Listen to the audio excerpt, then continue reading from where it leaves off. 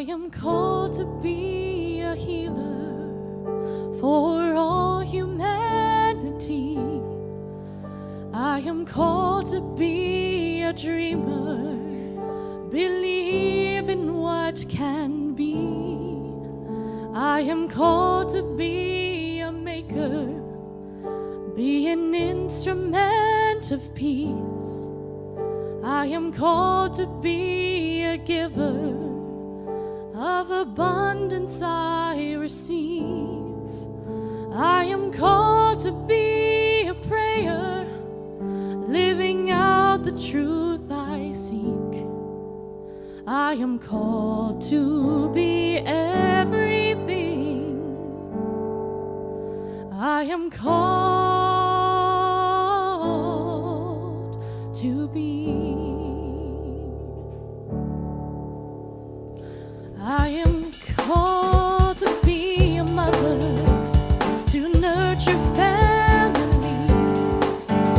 You are called to be a brother, to be strength in times of need. You are called to be a neighbor, see a friend in all you meet. You are called to be and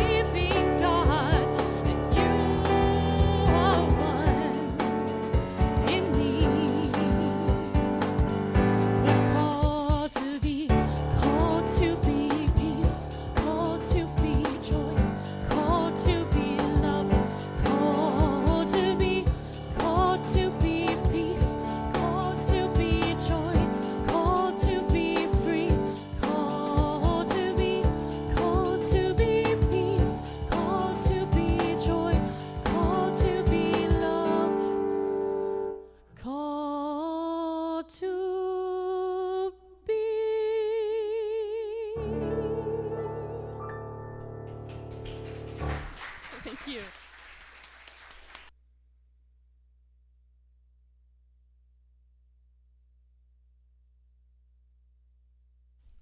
Good morning and welcome to Center for Spiritual Living Rogue Valley.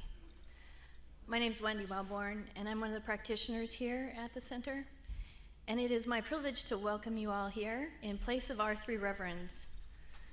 All of them are on a ministerial conference and we hope they're getting much needed R&R. Some rest, rejuvenation, inspiration. No one can actually serve from an empty cup. So we bless them on their trip and hope that they come back full and well. CSL Rogue Valley is a progressive, inclusive spiritual community, and we welcome each of you, no matter where you are on your spiritual journey, whatever your spiritual journey is. If you're here for the first time, we would ask that you would raise your hand so we could give you a special welcome. Anyone? Oh. Wow, welcome.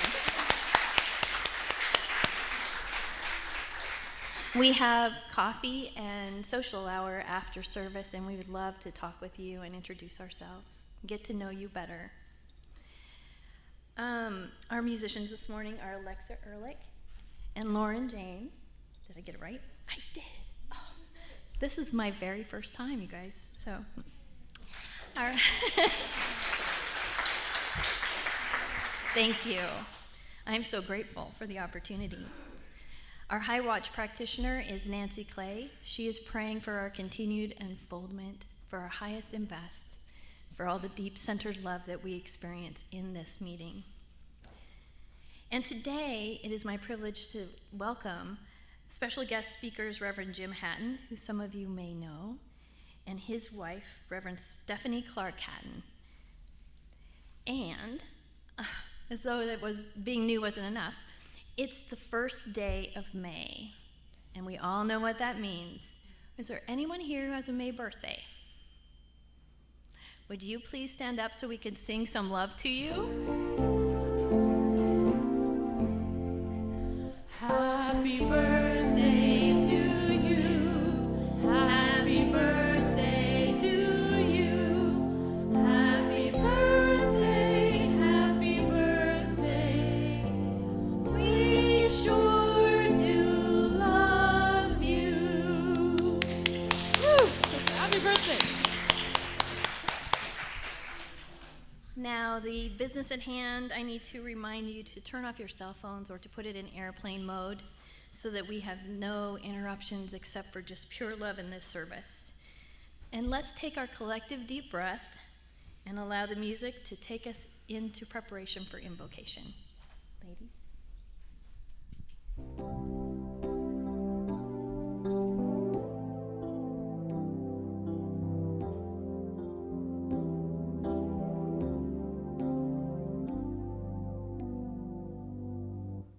When the road is long and the mountain high, and all my courage has run dry,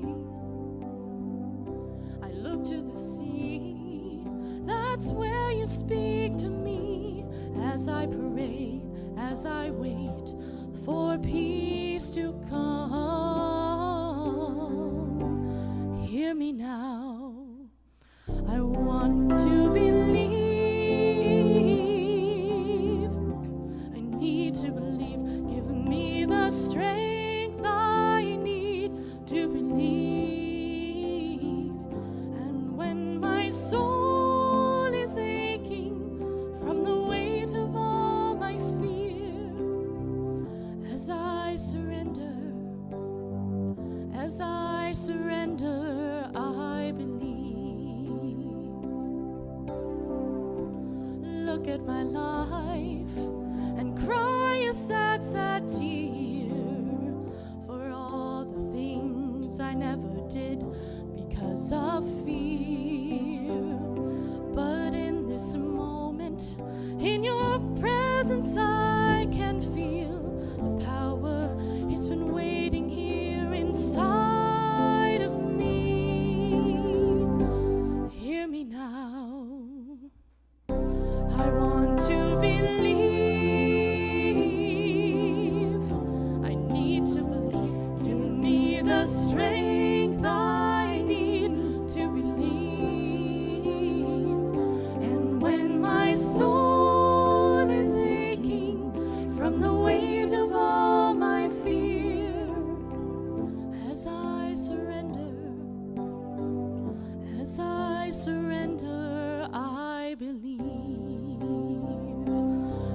can fly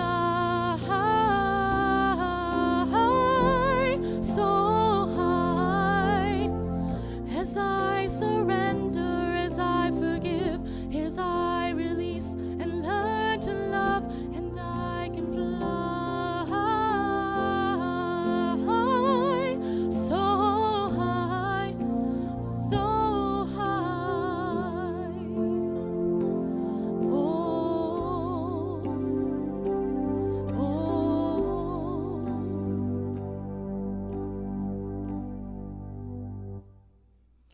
I want to believe. I need to believe. Give me the strength I need to believe. And when my soul is aching from the weight of all my fear, as I surrender, I believe.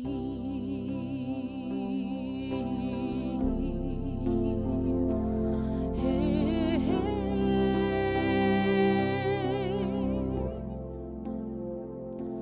I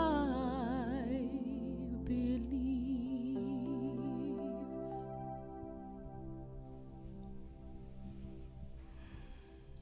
I'd like to invite you to close your eyes and take a deep centering breath.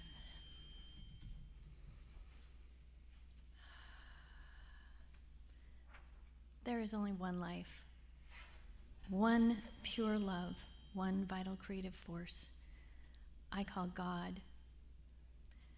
I am infinitely connected to it as it expresses itself in me, through me, around me, and even for me.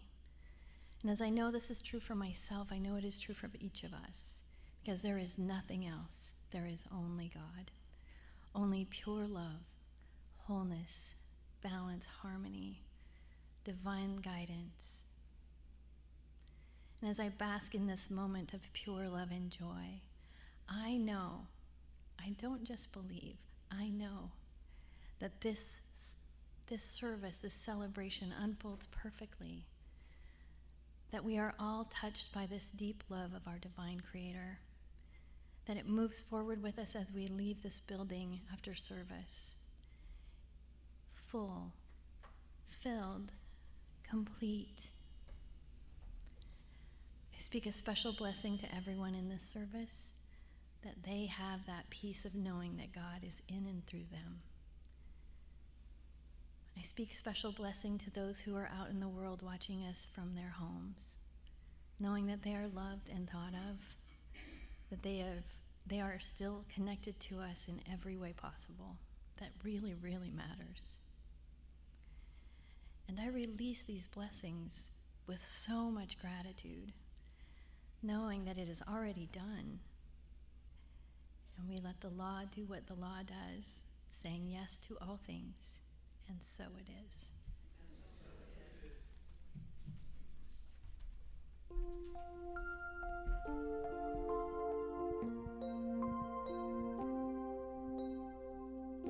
Our thoughts are prayers, and we are always praying. Our thoughts are prayers. Be careful what you're saying. Seek a higher consciousness, a state of peacefulness, and know that God is always there. And every thought becomes our prayer.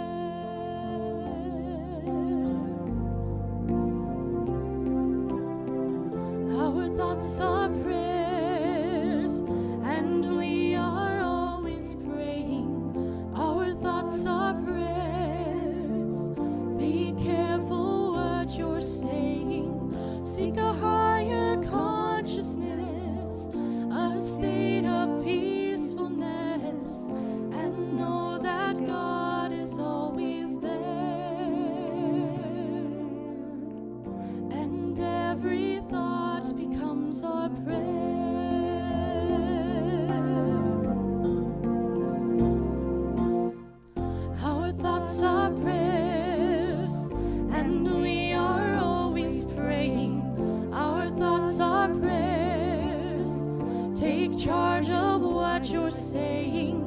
seek a higher consciousness, a state of peacefulness, and know that God is always there.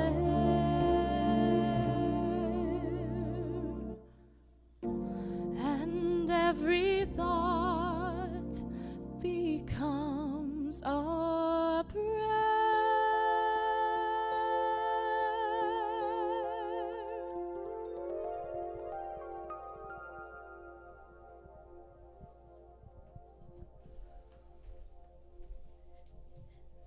I have to catch my breath.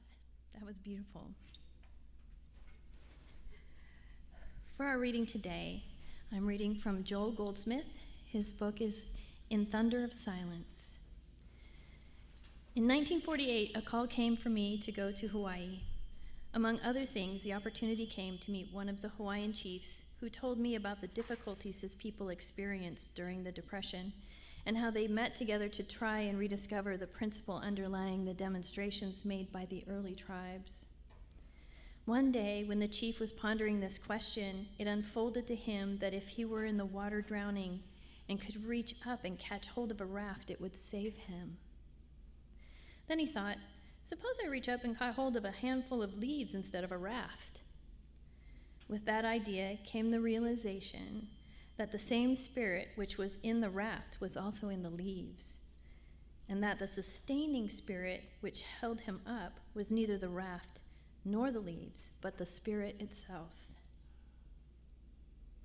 If you understand this point, you will see that the power, the sustaining substance, and the life are never in the effect as such, but always in the spirit itself. Let me repeat that. If you understand this point, you will see that the power, the sustaining substance, and the life are never in the effect as such, but always in the spirit itself, the law which produces the effect. This is true of every effect. Once you see that supply is not in any effect, but in the spirit, you will have the secret of Jesus' multiplying of the loaves and fishes. Then you will see that the same sustaining spirit is as much in a $1 bill as in a $1,000 bill.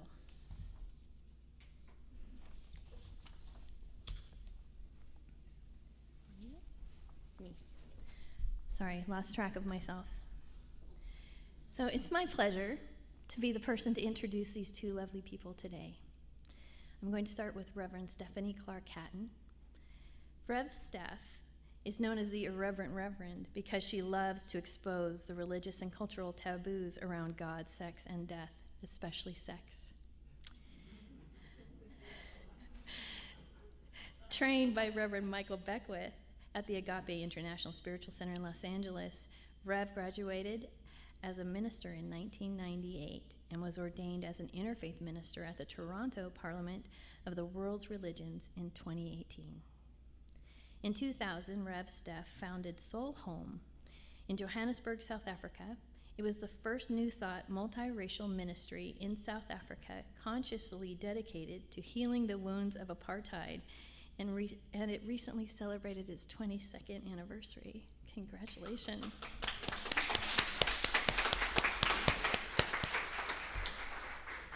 Today, Rev Steph is an international speaker. She spoke at the Parliament of World's Religions in 1999 and 2018, and has taught at various CSL centers around the world, including Ukraine, Russia, and Mexico. Rev Steph has written 3 books, Down, Dirty, and Divine, A Spiritual Ride Through London's Underground, The Miss, M-I-S-S, Adventures of an Irreverent Reverend, A Spirited Guide for Rebels and Renegades. It's her autobiography. And her latest, most controversial work, an intimate sharing of her personal experience, The Sex Goddess, Debunking the Mythology of God and Sex. Now, some of you may know Rev Jim Hatton. He was the assistant to the senior minister at Medford CSL for 14 years, in 1998 through 2012. So we are so happy to have him back. Rev Jim was raised in Science of Mind as his grandmother was a practitioner. He first took Science of Mind 1, which I'm not sure what the equivalent is now, when he was 16 years old, maybe Foundations. He was licensed as a practitioner in 1985, and he's now received practitioner emeritus status. Jim attended Holmes College, Holmes Institute, and Emerson Theological Institute, and was ordained as a minister in 2010. Jim also has a published book, A Spiritual Master's Guide to Life. He is a frequent contributor to the Inner Peace column in the Ashland News, and he's a regular speaker at various CSL, Unity, and other metaphysical organizations. Rev Steph and Rev Jim currently make their home together here in Medford, Oregon. They met at the Great Pyramids of Egypt, in the Great Pyramid of Egypt in 2019. That's a mental image. And they just celebrated their first wedding anniversary on April 25th of 2022. Welcome, Rev Steph and Rev Jim. We're so happy to have you here. Please. No, it is your turn.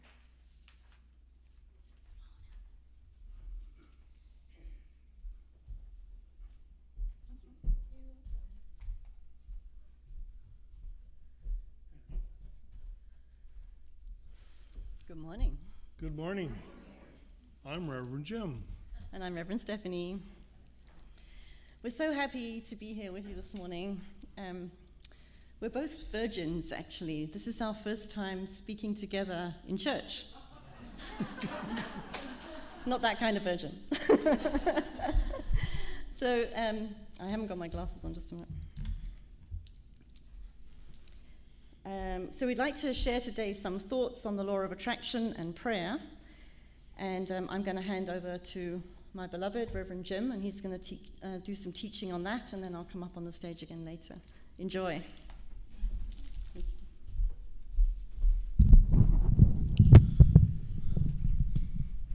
What a wonderful assistant. Well, good morning again. I always like to start out a prayer with giving thanks first, and that's what I'd like to do with the service, is to give thanks for all of you being here. I appreciate that very much. A lot of familiar faces to me, some new faces. What a delight. To you folks online, I know you got dressed up in your best pajamas to be here. I know that's what I do. So I want to give thanks to our wonderful audiovisual crew. We got a whole crew back there, and you guys are doing that. Thank you for doing that. Alexa, and the wonderful accompanist, Lauren, that you guys are great. Thank you for being here. And Wendy, what a great job. Good job on that. I would like to thank Reverend Kimberly and Reverend Michelle for inviting us. It's a pleasure to be here, and we're hopefully have a little bit of fun today. Now, you know, the Reverends are at a ministerial conference. What is that? What do they do there? Well, it isn't really a big secret, but they get together with other ministers. They usually don't talk about their congregations, so you're safe. It's okay. But they have a lot of fun, and they get kind of let their hair down a little bit because they're not on stage. They're not preaching. They're just there to learn and to grow and maybe have a little fun. Now, I'm told this particular conference has been very successful. They only had to call the police twice. That's probably not going to get us invited back. I don't know that story. So we're here to talk about praying aright. What does that mean? Well, certainly you've heard about prayer treatment. Our practitioners have been highly trained in that, and ministers too, of course. But, praying is an interesting thing. So I ask you, do you know the difference between praying in church and praying in a casino? Yeah. When we pray in a casino, we really mean it.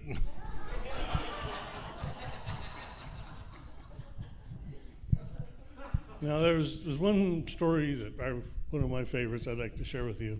It's about this Jewish individual, and he goes to his rabbi, and he's in distress. And he said, Rabbi, you won't believe what happened to me. And the rabbi says, what? Says, my son converted to Christianity and he's left home. Wow, the rabbi says, well, you won't believe what happened to me. And the guy says, what happened to you? He says, converted to Christianity and he left home. So, wow, what are we going to do? Well, let's pray to God. Okay, so they pray to God and they tell him, God says, our sons have converted to Christianity and they've left home. What are we going to do? And God says, you won't believe what happened to me today.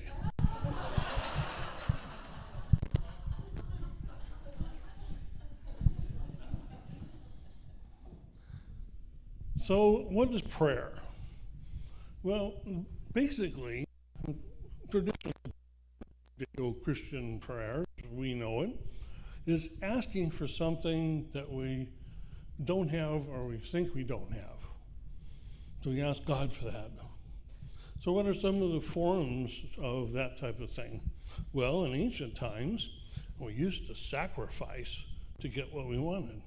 We'd sacrifice animals, sacrifice humans, and to say that that sacrifice was a gift to the gods or God to get something, a good crop, weather, whatever it is. Well, we don't really do that anymore, maybe symbolically in some cases. But what other types of prayer? Well, we have prayer with people that they say a prayer in exchange for something else.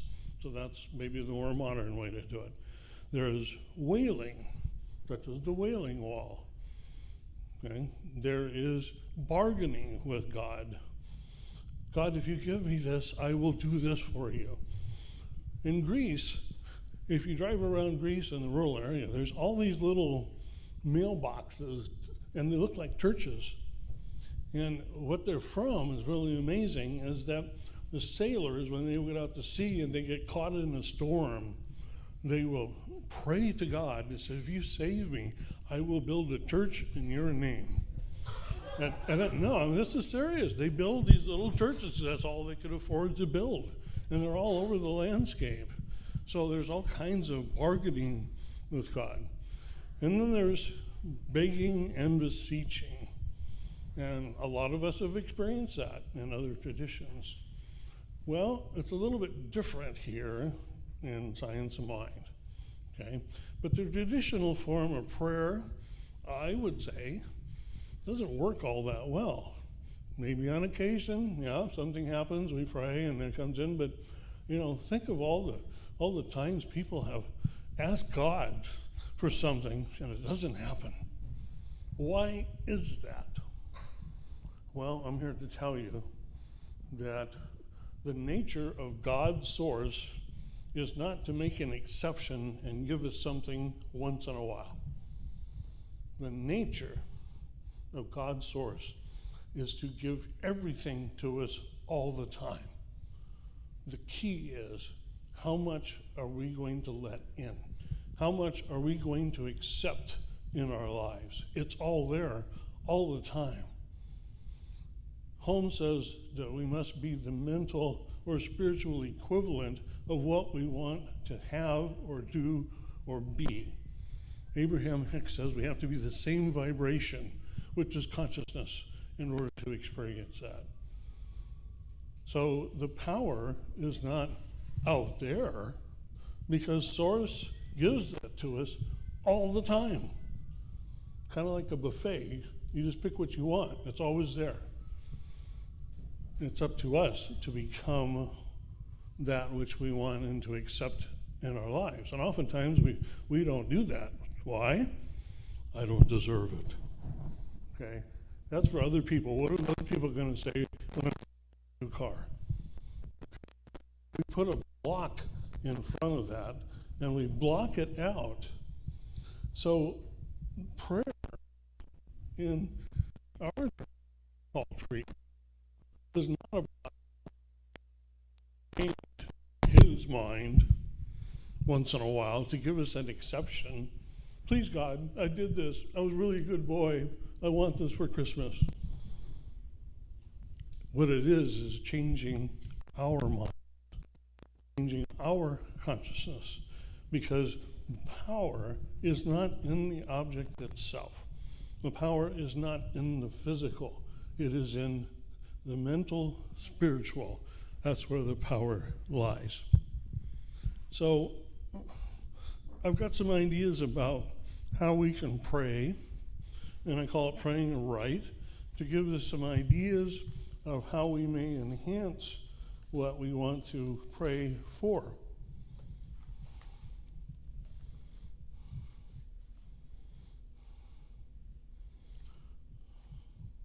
Now, one of the ideas that may be new to a lot of us, even our practitioners, is we do not have to tell God what we want.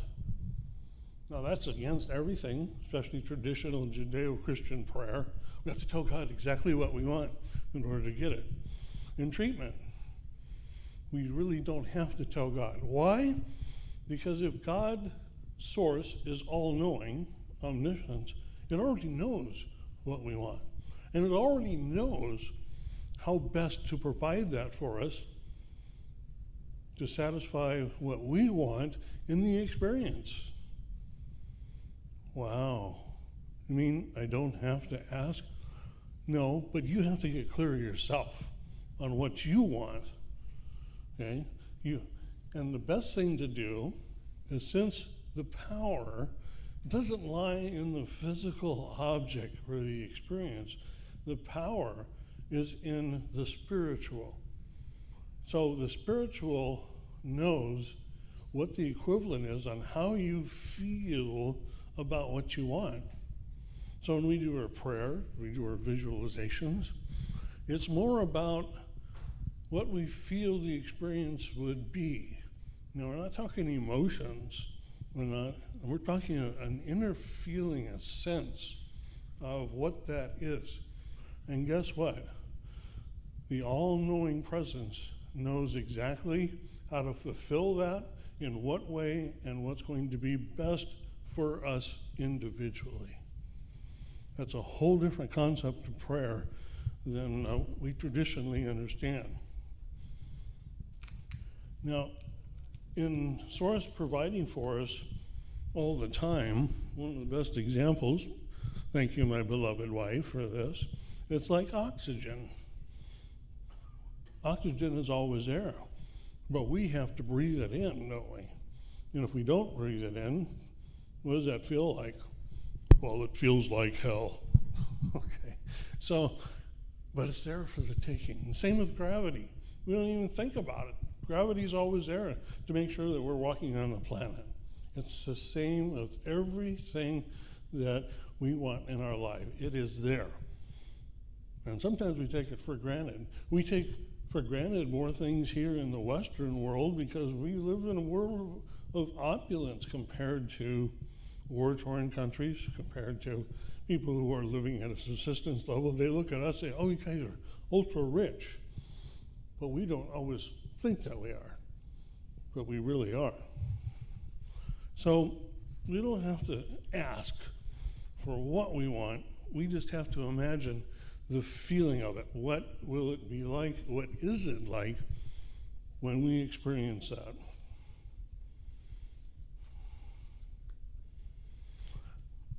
Now, in our prayer treatment, we tend to have an emphasis on what is it we want to experience or have or do or be. Okay? Now, I mentioned earlier the power of the creation is not in the physical or in the object, but it's easy to get caught up in that. Be that a new car, a home, a relationship, as Abraham Hicks says, a pile of money. And there's a tendency to say, okay, I've done my treatment, and I know it's there, and then every morning I look, no, that new car is not there. So what do? We're affirming that it's not there, right? And it's so easy to do. Again, Abraham Hicks talks about there's two sides to every prayer. It's like a stick. It's there, and then it's not there. But what I find, and what I maybe suggest to you, is instead of looking for the manifestation of it all the time, look for the way the divine, through its nature of law of attraction, how that works. And what it does is it brings everything into order, into synchronicity, to eventually produce, yes, the object or the situation. But if we start looking for how that law works, the law of attraction, and look for it, how it's working in our lives on the way to the path of the demonstration, then we're focused more on the spiritual, and we're less likely to look for that manifestation and recognize that it's not there. Because in the West, our consciousness, our race consciousness, we kind of make the physical our God. It's everything, materiality. And there's nothing wrong with material. There's nothing wrong with having it all.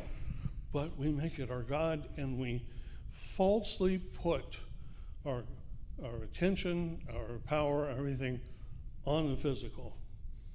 And where the power lies is in spiritual consciousness.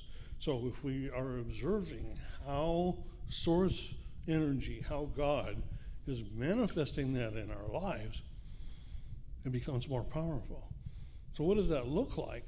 Well, if we're praying for abundance and we're walking down the street and we see a $10 bill, that's an indication that it's working. If we're praying for a relationship or a better relationship, and our interactions with people, with that person that we may be involved with, is working better, we start to see them in a better light. They start to see us in a better light. It's working, and we give thanks for that. If we're looking to get, it's a wonderful, many of you have experienced it, but I want a new car. All of a sudden you start seeing that style of car, that make of car on the street all the time. You're nodding your head. You know exactly what that is. I do too. We start to see all those things. Guess what? That's an indication that the law is working. And the law is bringing it to us, you individually, exactly the way we need to have it, exactly for the experience we need to have it, and oftentimes, and maybe just a little bit different than we visualized it. Why? Because it's for the feeling of having that car. And it's a better manifestation because it's better for us individually to satisfy us to have the experience of that. And that's the key on here, is to putting the focus, calling it God on the physical, and look to the spiritual and how that works. And I'm suggesting that it's going to be such a wonderful thing when we start to do that. And looking for all those idiosyncrasies, all those things along the way that my beloved Stephanie, Reverend Stephanie, at home she calls me, I have to call her Reverend, and she's going to give you some wonderful stories on how we met and how this law works. Thank you, Jim. That was great. Good morning again, everybody. So Jim just taught you all about prayer and keeping attention on the invisible realm rather than the physical, and looking for the demonstration. And I want to talk to you about how we met and how we got married, because that's just, for me, an answer to prayer all the way along. Can I just check, who knows Jim? Who remembers Jim from when he was here as an assistant minister? Oh, lovely, there's a few of you there. And so most of you don't know my background, so I just want to tell you a little bit about that. You can hear I'm from Texas, obviously. Howdy, y'all. No, I was born in Britain. I have a slight twang because I immigrated to South Africa when I was 27. My mum and my dad got divorced, and my mum immigrated to South Africa. I went to visit her. I thought I was going to visit for a couple of months, South Africa in 1985 was still under apartheid, and the apartheid system was despicable. I didn't ever imagine I could live in a country with that kind of regime. But when I got to South Africa, I found the Science of Mind teaching, and it spoke to my heart. I knew this was it for me. This is what I'd been looking for. So I ripped up my round-trip ticket back to Europe, and I made a commitment that I would stay in South Africa and study the Science of Mind. So quite soon into my studies, this was 1986, I got a vision of becoming a minister and leading a multiracial church in South Africa. Now that, at that time, was actually not only impossible, it was illegal. It was illegal for blacks and whites to socialize together. And of course I did, because I'm the irreverent reverend, but I risked getting arrested by having black friends and black colleagues. And when I had the vision, I was told to go to Los Angeles and train for the ministry. So in '89, I left South Africa, went to Los Angeles and studied at Agape under Reverend Michael Beckwith, who's heard of him or met him? Everybody here pretty much, yeah. He became world famous when he made the movie, or he was part of the movie called The Secret. So an interesting story, in 1995, I'd been in LA about 5 years, and I had started to study at the Ernest Holmes College, where Jim also went to school. And at the World Ministry of Prayer, my best friend there was a minister called Eunice Edwards. And one day we were chatting while we were waiting for the prayer lines to ring, and she asked me if I'd ever met Jim Hatton. And I said, no. She said, well, you were both studying at the Ernest Holmes College, but he left for Oregon. And it seems that Jim left for Oregon in 1988, and I arrived in Los Angeles in 1989. So we were never in school together. But I'll never forget, Reverend Eunice said to me, it's a pity you two didn't meet, because I think you'd get along really well together. Prophetic or what? Amazing, huh? So in June 1998, I graduated at Agape, and interestingly, Reverend Kristen Hawkins, Reverend Kimberly's sister, was in the same graduation group who graduated. So I know Kristen from way back, and she started a very successful ministry in Long Beach. And in October 1999, I'd already had the call to return to South Africa and start this multiracial ministry. I was still living in LA, and I was speaking at various CSL churches about my vision for South Africa. And one of those churches was the Whittier Church, which was, at that time, the spiritual director was Reverend Linda McNamara, a friend of mine. So I got to the church in the morning, ready to do my talk about South Africa, and Reverend Linda McNamara introduced me to her ministerial intern, Reverend Kristen Hawkins. I met Kristen in 1999. No, not Kristen, sorry. Kimberly, Reverend Kimberly Hawkins, not Kristen. They both have names starting with K. So Reverend Kimberly Hawkins was Reverend Linda McNamara's intern in 1999. So when I went back to South Africa, it was the year 2000. I started my ministry. It was really successful. Mostly white people, but there were some black people, some colored people. It was exactly the vision that I'd had in 1986 of what I wanted in South Africa.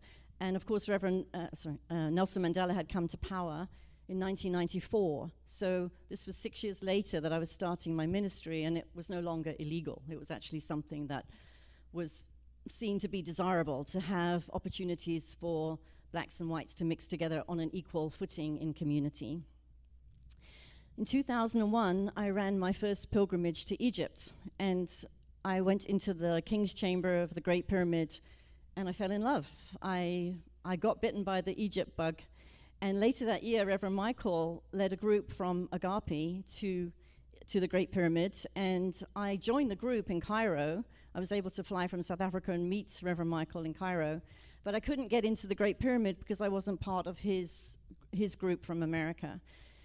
So I set my intention, and I put it on my bucket list. I said, one day, I want to meditate with Reverend Michael in the King's Chamber of the Great Pyramid. I just put it out there. I didn't know if it was ever going to happen, but that's what I really wanted. In total, I made about 16 trips to Egypt. I just loved it so much. I felt that that was my spiritual home. And as many times as I could, I went into the King's Chamber of the Great Pyramid to meditate. Who's been in the King's Chamber, by the way? Anyone here? No. Okay, so only Jim would know then that the steps leading up to the King's Chamber, you know the shape of the pyramid, obviously. So the King's Chamber is right in the apex at the top. And there's a fairly treacherous pathway to get to the top of the Great Pyramid. So there are many, many steps, and then right before you go into the King's Chamber, there's a little tunnel that you have to crawl through on your hands and knees. So it's not an easy journey. But I would climb those steps like a young gazelle, and I would just say to myself, I'm going to meet my beloved. I'm going to meet my beloved. And I thought I meant I'm going to meet the Christ consciousness of my own being. And that was also true.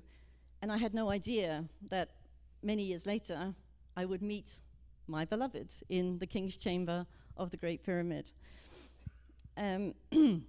So in 2005, I was getting a little burnt out with the ministry. I was on my own. I didn't have any practitioners for support except the students that I was training. And I decided to make a big change, and I moved back to Europe. So I handed my ministry to my best practitioner students, and I left for Europe.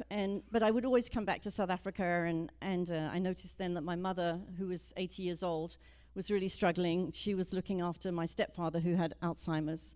And I decided to quit my work in Europe and go back and take care of both of them. So I lived in South Africa, and I had a really happy life. I was very glad to be able to be of service to my mum, and also to speak again at my church. I was a guest speaker at my church, and I was writing my books, and I just loved my life. And then every now and again, I'd go to Europe to do a contract. My boss didn't want to let me go, and he invited me to come back as many times as I could. So I was happy, but there were two things that were missing. I really wanted a spiritual partner, and what I would do is a friend of mine gave me some Abraham Hicks CDs, and I would drive around Johannesburg in my car with the CDs playing. And when Esther Hicks was guiding her workshop participants through how it would feel if they had their soulmate with them, how it would feel if they had that loving partner, I would replay those recordings, and I would visualize along with Esther Hicks as she was speaking, and she would say things like, imagine that your partner is looking into your eyes, or you're walking along the street, imagine that your partner just takes your hand, or you start laughing at the same jokes that only you know. So I would really visualize that, but not in a way that's like, I gotta have it, just like, that would be so nice. So there's an easy, relaxed feeling about it. The other thing that was missing was that I couldn't get back to America because of some visa complications that I had when I was studying in the US. And I had a spiritual coach, an American man who lived in London, and he said, Steph, you need to get back to America. And I said, I can't, they won't let me in. He said, have you tried filling out an application for a visa? I said, no, of course not. Actually, that is a prerequisite. For a Brit to get into America, you have to get a visa. So he hung out on Skype with me. He held my hand while I filled out my visa application. That was towards the end of 2018. And things started really shifting in 2019. January 2019, a friend of mine called me from America and said, Steph, Reverend Michael is taking a pilgrimage to Egypt in June 2019, June this year. She said, it would be so great if you can come and we can hang out together in Egypt. And I just knew. I had to say yes. I had to say yes to that invitation. And it was an instant yes in my heart, and then the thought was, well, how am I going to pay for it? And then the very next day, I unexpectedly received exactly the amount of money to pay for the trip. So obvious that I was meant to be on that trip. So these are the signs and the synchronicities that Reverend Jim was talking about. These are the things to look out for on the way after you've made your prayer and made your spoken your treatment, and then you're not looking for the treatment to manifest itself exactly the way you want it, but you're looking for the signs along the way. Jim later told me that when he heard about the trip to Egypt, he also had an instant yes in his heart, and he knew he had to be on that trip. So here I am resisting applying for a visa, but my spiritual coach is helping me. And then a friend of mine in Boston said, Steph, I'm getting married in August 2019. Will you come to my wedding? And I said, you know I'd love to. You know I'd love to be back in the US, but it's probably not going to happen. I hope you'll do a live stream, and I'll watch it on the live stream. So I sent in my visa application, plucked up my courage, sent it in, got called for an interview at the American Embassy, and the US official said no. She declined my application. And I was so sure I was going to get it, and I was obviously wrong. But she did say, you can send it in for further review. So she was not going to be the only person that was going to make the final decision. She gave me a bit of leeway there. So this was April 2019 when the visa got turned down. I didn't send my passport in for review because I needed it to go to Egypt. So I got to Egypt, and on the very first morning of the first morning that we went into the Great Pyramid, we went in for a sunrise meditation.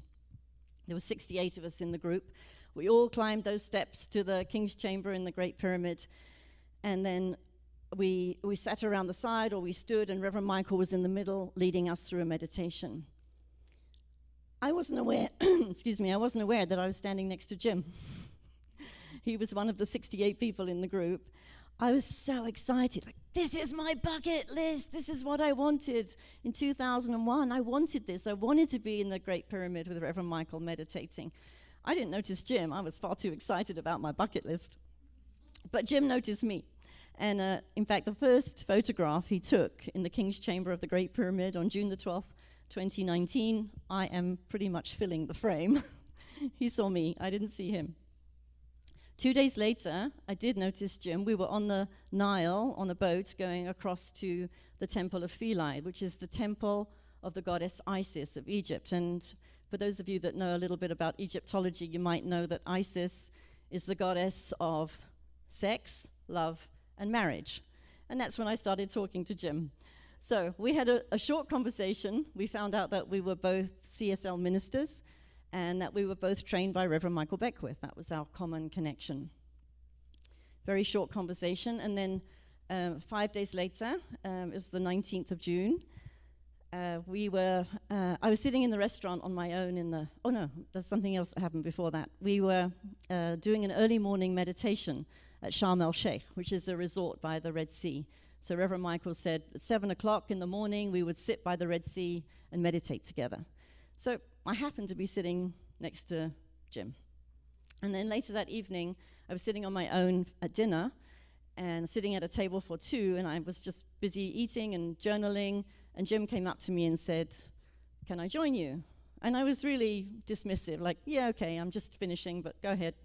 And so he sat down and we started talking, and he said that he loved to write, and I said, "Me too," and I've written 3 books. And he said, "Oh," and I said, "Actually, I've got one of them with me." The sex goddess. So I showed Jim my book, and his eyes bulged out of his head, and he said, "I'd really love to read a book like that." Yeah, well, it's autobiographical, so it's quite interesting. It's not often that a minister will talk about her sex life before she became a minister, and while she was a minister. Then Jim suggested that we go outside and sit outside. And so we were by the shores of the Red Sea. The wind was rustling through the palm trees. There was a full moon in the sky. It was really warm. The lights were on around the pool. It was so romantic. I knew something was up. And Jim said to me, "Do you ever come to America?" Let me tell you the story of me in America. So the visa story, I said, "Nah, I don't come to America. I can't get a visa." And Jim said to me, "Don't worry, I'll marry you, and then you get your visa." And he was trying to be a good guy, be a good friend, but I knew in my heart he meant it. I knew he meant it. So what does a girl do when she gets a proposal for marriage from a man she hardly knows? She panics and she runs for the hills. So I knew he meant it, and I was really scared. Like I told you, this is what I'd been praying about. This is what I'd been listening to Abraham Hicks and visualizing. And then when it happened, it was totally scary. So when we said goodnight that evening, I went back to my hotel room, and I was just standing in front of the mirror, and the voice said, the voice within me said, "This is the one. This is the one. This is the one you're going to spend the rest of your life with." Oh, it's him. Oh, I met him. Oh, that's weird. It was just such a weird experience, but also profoundly truthful. Like I knew that it was the voice of truth. I pretended not to know for the rest of the trip. Poor Jim, I really gave him a hard time. So I would deliberately not hang out with him. I was so scared of what was in front of me. But we did decide that we would Skype when we got back to our respective homes. So we started to Skype a little bit. First of all, it was just maybe once or twice a week, and then it got really hectic. And after about a month, Jim proposed to me on Skype. And he showed me the ring that he had bought for me. And I said, when I saw the ring, I said, "How did you know that I like white gold? I don't wear yellow gold, I only wear silver or white gold. And how did you know that I don't like big diamonds because they catch on my clothes?" He had given me a ring that was white gold, obviously with the little diamonds set in the band. And he said, "Well, I didn't know. I got this ring 5 years ago. I got the ring because I was making a statement to the universe that I wanted to be married, I wanted to be with my soulmate." So you can see how the Spirit, I hope by now, was orchestrating everything unbeknownst to us. So what do I need to tell you now? So anyway, I'm going to have to fast forward because I know we've got to move on with the service, but we had another miracle right before COVID. Before COVID lockdown, Jim and I decided we wanted to get married in South Africa in April of 2020. So all the plans were going ahead, and then we got the announcement that Jim's flight was cancelled to South Africa for the wedding, and we knew that South Africa would go into lockdown on the 26th of March. So I called my travel agent, and she booked me on the last flight out of Johannesburg to America, and I got the last seat as well. So I got to America just before COVID lockdown. And we decided to get married on the same day that we had planned in South Africa. So it was going to be April 25th, 2020 in South Africa. And we got married on April 25th, 2021 here in Medford. We decided to stop waiting for the opportunity to get back to South Africa and get married here. And so we celebrated our first anniversary on Monday. And this is our first time on stage together, speaking at a CSL church. So I feel like I'm living in the dream. This is awesome how everything has come together so beautifully, and I'm hoping that what I've said has been an inspiration to you. I just want to quickly go over what Jim said about how to pray aright. So the first thing is get clear on what you want, and write it down if you want to do that. That makes it more concrete. Do your treatment, and then start watching for the signs. Number 3, start watching for the signs. They could be small signs, but that's okay, they're still signs. And as Jim was saying, acknowledge the power that's in the non-physical, not the physical. So when you see the signs, you have to, oh yeah, thank you. The power is working, the non-physical power is working. And then number 5, give thanks. Give thanks that your treatment is working. So the more you give thanks, the more the energy can flow through your experience. I'm going to leave it there. Thank you very much, everybody, for listening to me.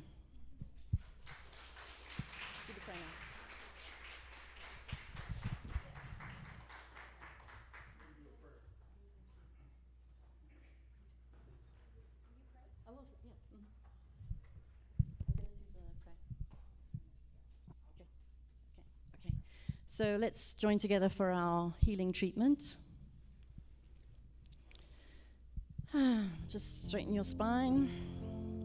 Make sure both feet are flat on the floor.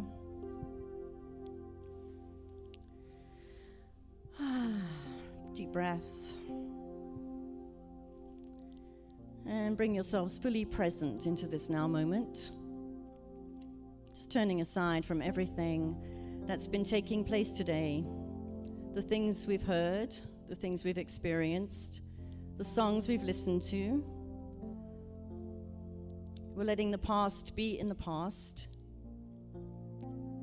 We are allowing what was to be what was, and we're here now. Acknowledging the one power, the one presence, the one life, that which some people choose to call God, universal presence, divine mind, Holy Mother Father, great creator, the all in all, the omniscience, omnipotence, the omnipresence, the omni-activity. And I am that. I am that. I am a unique individualization of that power. And so too is every sacred soul in this building today, and every sacred soul who is tuning into the live stream. Each of us is another magnificent way that the power shows itself, that the power shows off in the universe. And I know that we are united in consciousness, always have been, always will be. We are here by divine appointment this day. This is exactly the perfect configuration of souls required and desired for each of us to take a quantum leap in consciousness, such that our entire life experience is transformed, lifted, expanded, moving ever forward into our greater yet to be. And I speak my word now for every beloved being in this ceremony, knowing that each one is the beloved. Each one is the beloved. Each one is filled full with everything necessary to live a life of purpose, fulfillment, to live a life that is beyond their wildest dreams. And wherever there is any appearance of conflict or discord in relationships, knowing right now that each sacred soul in this room is the very heart, the mind, the voice of compassion, forgiveness, understanding, letting go of what was, letting go of that which no longer serves, letting go of anything that would seem to stand in the way of oneness, of complete communion. And wherever there is any appearance of ill health or disease or pain or suffering in the physical body temple, knowing right now that the power of wholeness is having its way with each sacred soul in this space. The power of wholeness knows how to heal. It knows how to bring all that is necessary to every individual cell in the body temple.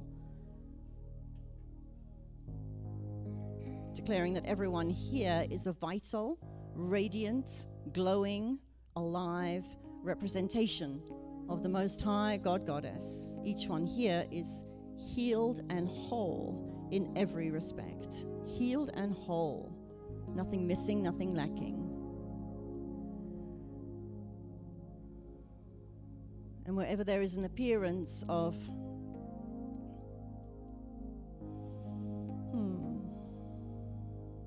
any kind of lack or deficit or poverty or debt or pain around debt, wherever there's an appearance of not enough, declaring that this is simply an appearance and it is not real and has no truth to sustain it, knowing that each one here is an abundant child of the infinite, an abundant recipient of all of the good in the divine storehouse.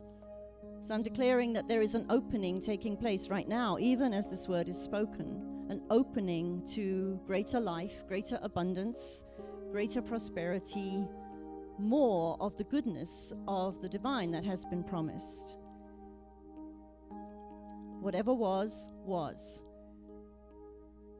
The pain, the poverty of the past is now over and complete. And each one here steps forward as a new being in spirit this day. A new being, made brand new, born again. The past is not the precedent.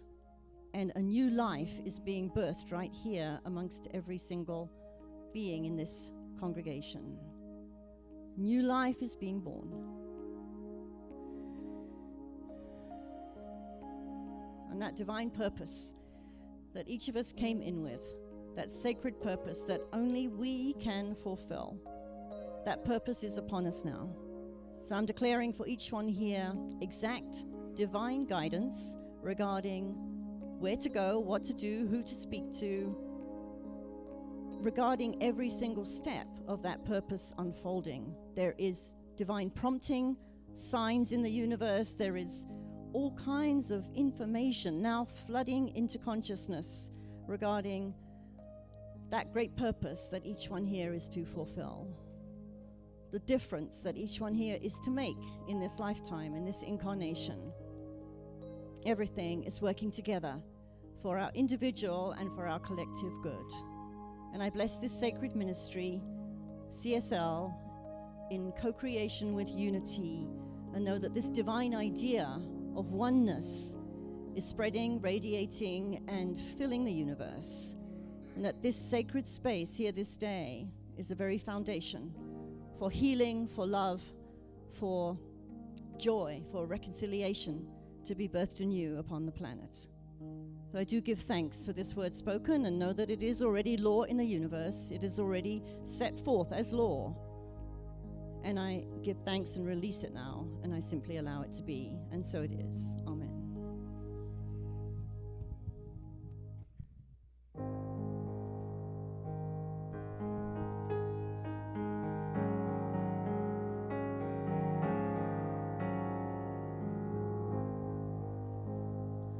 I celebrate my abundance today.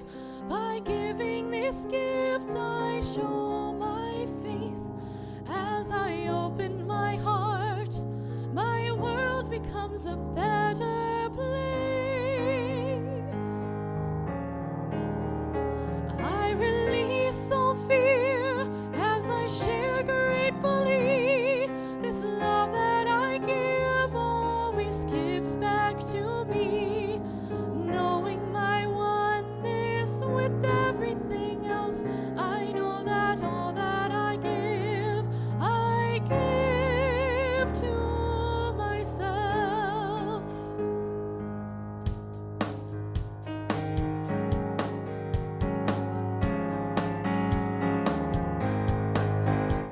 I celebrate my abundance today.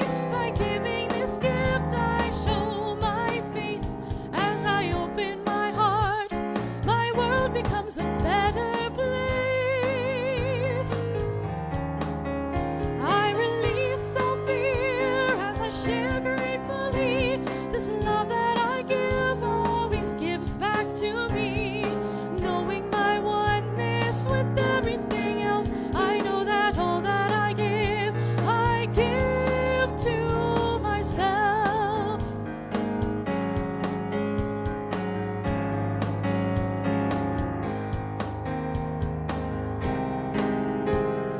Knowing my oneness with everything else, I know that all that I give to myself.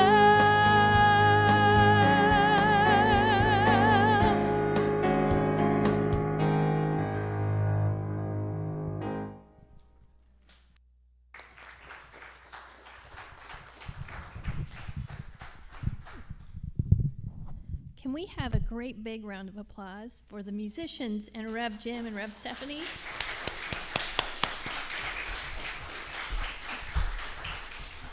That was so fun, and it is my honor to be here with them on their first time and my first time. And anyway, it's now time for our spiritual practice of sacred giving.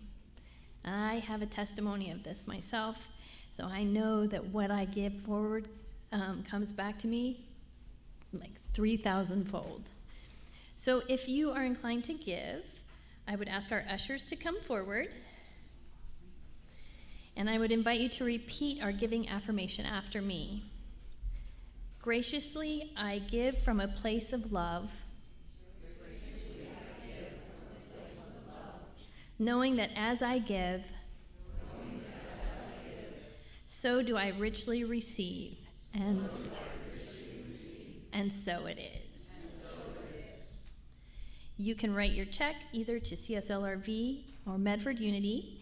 If you prefer to give your gift in cash, please choose the designated envelope that's in the pews. If you prefer online, there's an online button on our Facebook, and you can also go to our CSL Rogue Valley website, cslroguevalley.org.